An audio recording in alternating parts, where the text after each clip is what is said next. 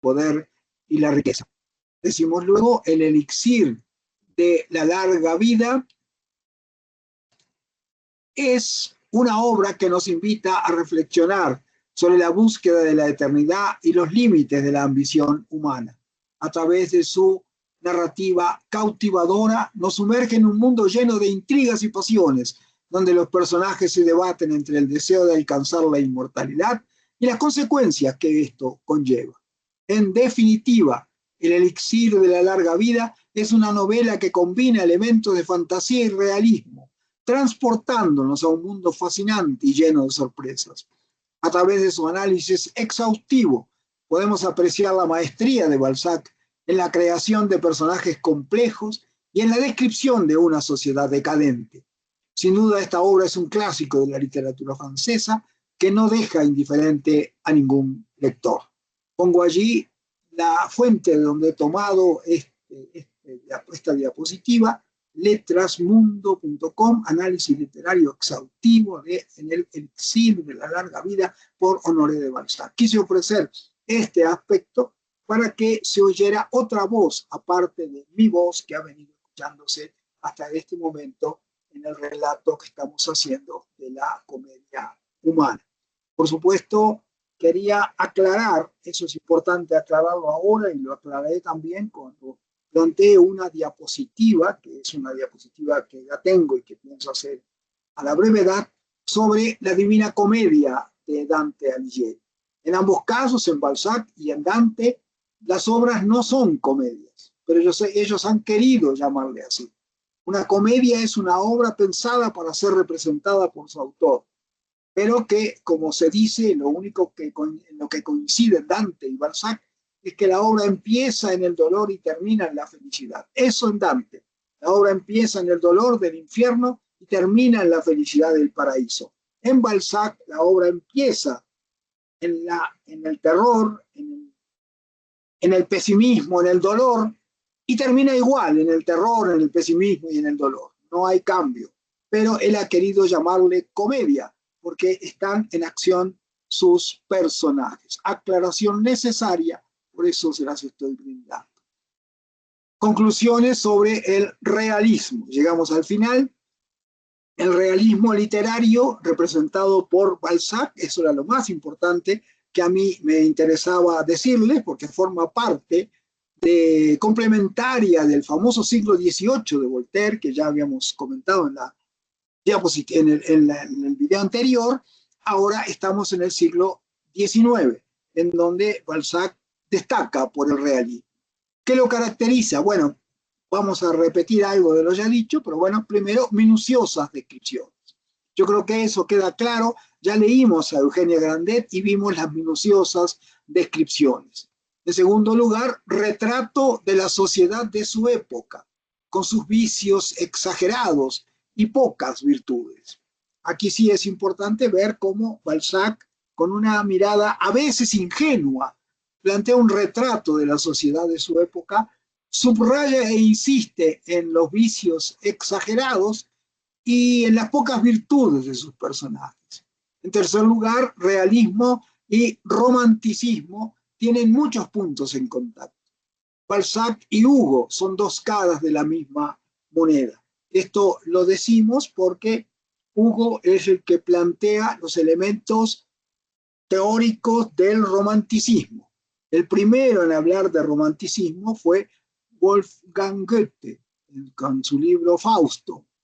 Él planteó los antecedentes del romanticismo y Hugo en Francia será el patriarca de esta tendencia a través del prólogo escrito por Hugo en uno de sus dramas, ¿no?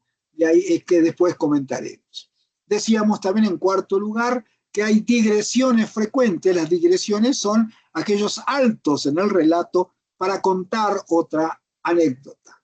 Es importante ver cómo estas digresiones frecuentes son tomadas de la tradición homérica.